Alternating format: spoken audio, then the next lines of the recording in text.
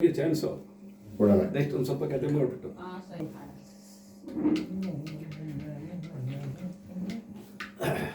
ಶಿವದ್ರಮಾರಮಣ ಗೋವಿಂದ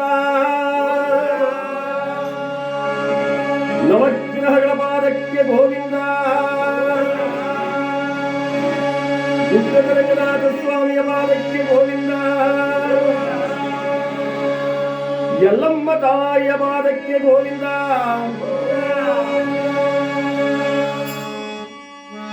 ಇವರೆಲ್ಲರ ಆಶೀರ್ವಾದದಿಂದ ಯಾವ ಮಹಾನುಭಾವ ಸತ್ಯವ್ರತ ಚಂದ್ರಹಾಸಿ ಇವರು ಕೂಡ ಒಬ್ಬರಿಗೊಬ್ಬರು ತಬ್ಬಿ ಗೋಳಿಡುತ್ತಾ ಇದ್ದಾರೆ.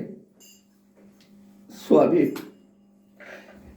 ಈ ಅಶ್ವ ಭೂಮಿ ಇಳಿಯುತ್ತೆ, ನನ್ನ ಪ್ರಾಣ ಉಳಿಯುತ್ತೆ ಅಂತ ನಾನು ನಂಬಿರಲಿಲ್ಲ ಕಡೆ. ನಿಜ ದೇವಿ, ಎಲ್ಲವೂ ದೈವ ಲೀಲೆ. ಅವನಿಚ್ಛೆ ಹೇಗಿದೆಯೋ ಅದರಂತೆ ಆಗಿದೆ. ಎಲ್ಲಿ ಅಶ್ವ ಅಂತ ಹೇಳಿ ಗಡ ಗಡ ಗಡ ಗಡ ಗಡ ಗಡ ನಡುತ್ತಾ ಅಲ್ಲೊಂದು ಕಡೆ ನಿಂತಿತ್ತು ಅಶ್ವ. ಓಡೋಡಿ ಹೋಗಿ ಮಹಾರಾಜ ಸತ್ಯವ್ರತ ಅಶ್ವನ ಎಳ್ಕೊಂಡು ಬಂದ. ಅಲ್ಲಲ್ಲಿ ಬಿದ್ದಿದ್ದ ಗಂಟು ಮೂಟೆಗಳನ್ನ, ಆವರಣದ ಗಂಟನ್ನು ತೆಗೆದುಕೊಂಡು ಇತ್ತ ಬಾ ಎನ್ನುವರಿಲ್ಲ, ಎತ್ತ ಹೋಗುವೆ ಎಂದು ಕೇಳುವವರಿಲ್ಲ. ಈ ಕಡೆ ಬಾಂಧವರಿಲ್ಲ, ಯಾಕಡೆ ಹೋಯ್ತಿ ಅಂತ ಕೇಳೋರು ಮೊದಲಾಗೆ. ನಿರ್ಜನವಾದ ಪ್ರದೇಶ, ಎತ್ತರವಾದ ಬೆಟ್ಟ ಗುಡ್ಡಗಳು, ಹುಲಿ ಕರಡಿ ಸಿಂಹ ಶಾರ್ದೂಲಗಳು ವಾಸ ಮಾಡತಕ್ಕಂಥ ಅಭಯಾರಣ್ಯ. ಕಾಡ್ಗಿತ್ತೊಂದು ಕಡೆ ಧಗಧಗನೆ ಉರಿಯುತ್ತಿದೆ. ಅಂತಹ ಘೋರಾರಣ್ಯದಲ್ಲಿ ನಡೆಯಲಾರದೆ ಎಡವುತ್ತ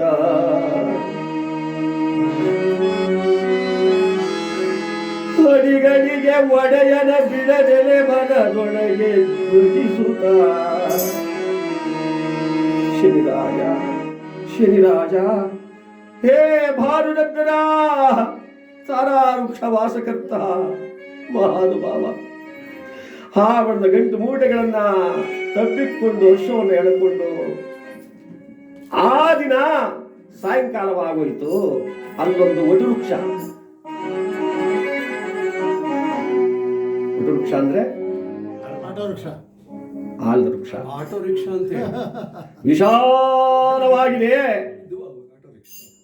ಅಲ್ಲೊಂದು ವಿಶಾಲವಾದಂತಹ ವೃಕ್ಷವನ್ನು ಕಂಡು ಅದರ ಕೆಳಗಡೆ ಬಂದು ಕುಳಿತಿದ್ದಾರೆ. ಕತ್ಲಾಗೋದು, ತಿನ್ನುವುದ ಕನ್ನವಿಲ್ಲ, ಒದಿಯಲು ವಸ್ತ್ರವಿಲ್ಲ. ಅಲ್ಲಲ್ಲಿ ಬಿದ್ದಿದ್ದ ತರಗೆಲೆಯನ್ನು ಗೋರಿ ಗುಡ್ಡೆ ಮಾಡಿ ಮಹಾರಾಜ ಸತ್ಯವ್ರತ ಹೆಂಡತಿಗೆ ಹೇಳಿದ, ದೇವಿ ನೀನು ಮಲಗಿಕೊಳ್ಳೆ. ಇಲ್ಲ ಸ್ವಾಮಿ, ನಾನು ಮಲಗೋಲ್ಲ, ನೀವು ಮಲಗಿಕೊಳ್ಳಿ. ನನ್ನಂತ ಪಾಪಿಗಳಿಗೆ ನಿದ್ರೆ ಬರೋದಿಲ್ಲ ಕಡೆ. ಕಾಮದ ಕಳವುಳ್ಳವಗೆ ರೋಗ ಪೀಡಿತನಾದವಗೆ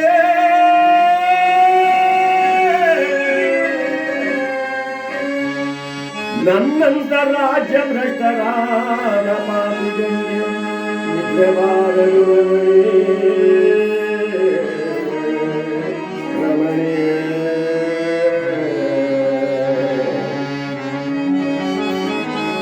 ಈ ಪ್ರಪಂಚದಲ್ಲಿ 4 ಜನ ಮಾತ್ರ ನಿದ್ದೆ ಬರೋಲ್ಲ.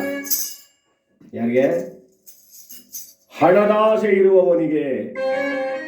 ಹಣದ ಮೇಲೆ ವಿಪರೀತವಾಗಿ ಮೋಹ ಇಟ್ಕೊಂಡವನಿಗೆ ಅವನು ರಾತ್ರಿ ನಿದ್ದೆ ಬರಲ್ಲ. ಗಾಳಿ ಬರೆದು ಕಿಟಕಿ ಲಟ್ ಅಂದ್ರೆ ಅಪ್ಪ ಕಳ್ಳ ಕಳ್ಳೋ ಮೊನ್ನೆ ನುಗ್ಗಿದ್ದಂತೆ ಪಕ್ಕದ ಮನೆಗೆ ಎಲ್ಗೋ ಬಂದವನೇ ಎಲ್ಲ ನೋಡ್ಕೊಂಡು ಅವನು ಬೀರು ಮಾಡಿದ್ದ.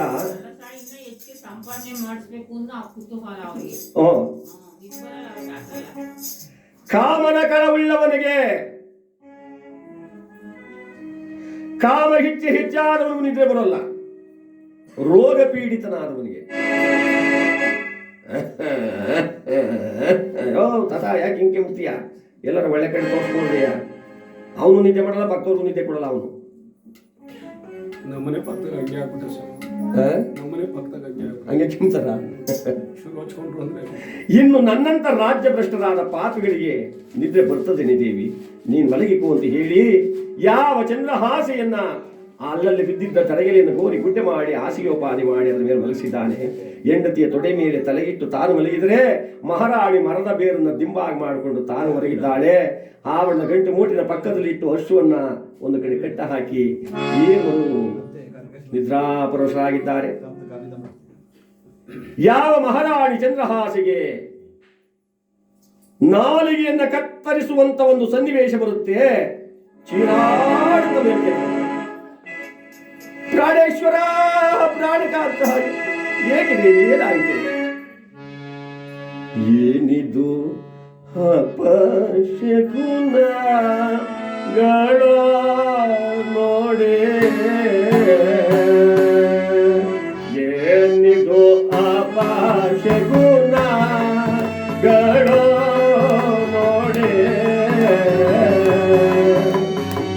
ನಾವಿಲಿ ಮಲಗಿರೆ ಎನಗೊಂದು ಪ್ರಾಣ ಸಾಯ್ತೋ,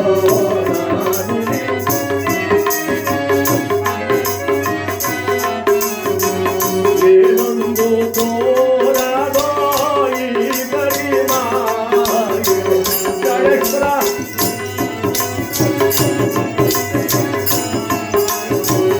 ಏನೊಂದು ತೋರದೋ ಈ ಪರಿಮಾಯ, ಏನಿದು ಅಪಶಕುನಗಳ ನೋಡೆ.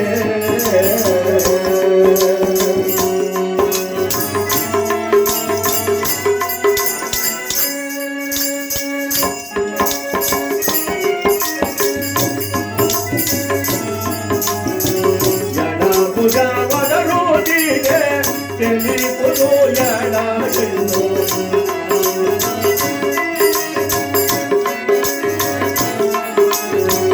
ಎಡಬುಡ ಕೆಳರುವುದಿದೆ ತಿಳಿಪುದು ಎಡಗೆಂದು, ಏನಂದು ಮಾಯೆಯೋ ನಾನೊಂದನು ಅರಿಯೆ.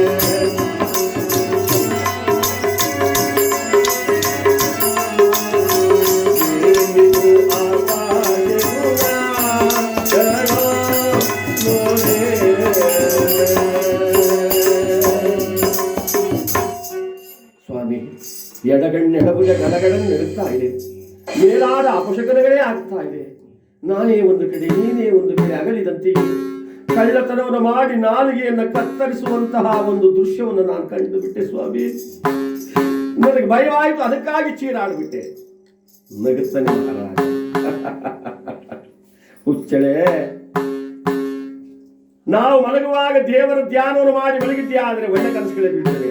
ನಾವು ಮಲಗುವಾಗ ಲೋಕದ ವ್ಯವಹಾರವನ್ನೆಲ್ಲ ಮನಸ್ಸಚ್ಕೊಂಡು ಮನೆ ಕೊಟ್ಟರೆ ಕೆಟ್ಟ ಕೆಟ್ಟ ಕನಸುಗಳೇ ಬೀಳ್ತವೆ. ಅದಕ್ಕೋಸ್ಕರ ಹಿಂದಿನ ಕಾಲದವರು ದೇವರ ವಿಗ್ರಹಗಳನ್ನ, ದೇವರ ಫೋಟೋಗಳನ್ನ ಮಲಗ್ತಕ್ಕಂಥ ಕೋಣೆಗಳಲ್ಲಿ, ಮಲಗತಕ್ಕಂಥ ಜಾಗದಲ್ಲಿ ಇಡ್ತಾ ಇದ್ರು. ಮಲಗುವಾಗ ಭಗವಂತ ನನಗೆ ಒಳ್ಳೆ ಸುಖ ನಿದ್ದೆ ಕೊಡಪ್ಪ, ಎದ್ದಾಗ ನನಗೆ ಒಳ್ಳೆ ಸನ್ಮಾರ್ಗ ತೋರ್ಸಪ್ಪ ಅಂದ್ರೆ ಆ ಪರಮಾತ್ಮ ಅವರ ಕೂಗನ್ನ ಹರಿತು ಅದರಂತೆಯೇ ನಡೀತಾ ಇತ್ತು. ಈಗ ಸ್ವಲ್ಪ ವ್ಯತ್ಯಾಸ ಮಾಡ್ಕೊಬಿಟ್ಟವ್ರೆ. ಈ ಕಡೆ ನೋಡಿ ಕ್ರಿಕೆಟ್ ನೋಡ್ ನೇತಾಕ್ತಾರೆ, ಆ ಕಡೆ ನೋಡಿ ಫಿಲಮ್ ನೋಡ್ ನೇತಾಕ್ತಾರೆ. ಇವ್ರನ್ನ ಬೆಳಿಗ್ಗೆ ಎದ್ದು ನೋಡ್ಕೊಂಡು ಹೋದ್ರೆ ಒಳ್ಳೆ ಕನಸು ಬಿಡ್ತವ. ಆದ್ರೆ ಮಹಾರಾಜ ಹೇಳ್ತಾನೆ, ದೇವಿ ನೀನ್ ಮಲಗಿಕೋ, ಕನಸಲ್ಲಿ ಕಂಡದ್ದೆಲ್ಲ ನಿಜವೆಂದು ಭ್ರಮಿಸಿ ಯಾಕೆ ದುಃಖ ಪಡ್ತಾ ಇದೀಯ, ಮಲಗಿಕೋ ಎಂದರೆ ಸಂತೈಸಿ ಮಲಗಿಸಿದ ಮಹಾರಾಣಿಯನ್ನ. ಈ ಕಡೆ ಏನಾಗಿದೆ, ಮಹಾನುಭಾವ ಶನೀಶ್ವರ ಸ್ವಾಮಿ ಅಂತರಿಕ್ಷದಲ್ಲಿ ಪ್ರತ್ಯಕ್ಷನಾಗಿ ನಿಂತುಕೊಂಡ. ತನ್ನ ಕೋಪವನ್ನ ತಾನೇ ಹಗಿದು ನುಂಗುತ್ತ, ಸತ್ಯರ್ವಥ ಈ ಹಾವಣದ ಗಂಟು, ಈ ಹರ್ಷವು ನಿನ್ನ ಬಳಿಯಲ್ಲಿ ಇದ್ದರೆ ನೀನು ಸುಖವಾದ ಜೀವನವನ್ನು ಸಾಗಿಸುವ ಅಂತ ನೀನು ಅಂದುಕೊಂಡಿದ್ದೀಯ. ಅದೆಂದಿಗೂ ಆಗಲಾರದು. ನೋಡು, ಎತ್ತಿದರು ತನ್ನಸ್ತವ,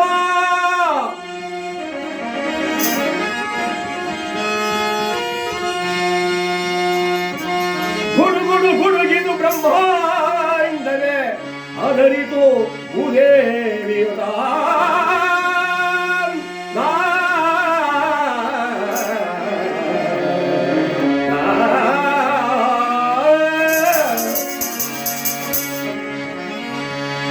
ಅಸ್ತವನ ಯಾವಾಗ ಪರಮಾತ್ಮ ಹಿಂಗ ಅಂದನಲ್ಲ, ಭೂಮಿ ಢಮ್ನಡ ಭಾಗವಾಗೋಯ್ತು. ಕಟ್ಟಿದ್ದ ಅಶ್ವ, ಕಟ್ಟಿದ್ದ ಆಭರಣದ ಗಂಟು ಅದರೊಳಗೆ ಹಿಡಿದು ಭೂಮಿಯ ಯಥಾಸ್ಥಿತಿ ಸಮಯ. ಬೆಳಗಾಯಿತಂತೆ ಹಕ್ಕಿ ಪಕ್ಷಿಗಳೆಲ್ಲ ಚಿಲಿಪಿಲಿ ಉಡ್ತಾ ಇವೆ. ರಾಜ ಮಹಾರಾಣಿ ಇಬ್ಬರು ಲವಲವಿಕೆಯಿಂದ ಮೇಲಕ್ಕೆದ್ದು ಕಟ್ಟಿದ್ದ ಅಶ್ವವನ್ನ ಇಟ್ಟಿದ್ದ ಆಭರಣದ ಗಂಟನ್ನು ತೆಗೆದುಕೊಳ್ಳುತ್ತಾರೆ. ಏನಿದು ದೇವ, ಏಕೆ ಪರಮಾತ್ಮ, ಏಕೆ ನಮ್ಮನ್ನು ಹೀಗೆ ಕಾಣುತ್ತಾ ಇದ್ದ? ಇವುಗಳಿದ್ದರೆ ಸುಖವಾದ ಜೀವನ ಮಾಡ್ತಾರೆ ಅಂತ ಅದನ್ನು ಕಿತ್ತುಕೊಂಡೆಯಾ? ಹುಟ್ಟು ಕುರುಡನ ಕೈಯಲ್ಲಿದ್ದ ಕೋಲನ್ನು ಕಿತ್ತುಕೊಂಡು ದಟ್ಟಣವಿಗೆ ಬಿಟ್ಟಂತೆ ನಮ್ಮಿಬ್ಬರನ್ನ ಈ ಗತಿಗೆ ತಂದೊಡ್ಡಿದೆಯಲ್ಲ ನನ್ನಪ್ಪ. ಶನಿರಾಜ ಎಂಬುದಾಗಿ ರಾಜರಾಜರಿಬ್ಬರು ಎತ್ತಂತವರೇ ಆ ಭಗವಂತನ ಧ್ಯಾನವನ್ನು ಮಾಡಿಕೊಂಡು ಬರ್ತಾ ಇದ್ದಾರೆ.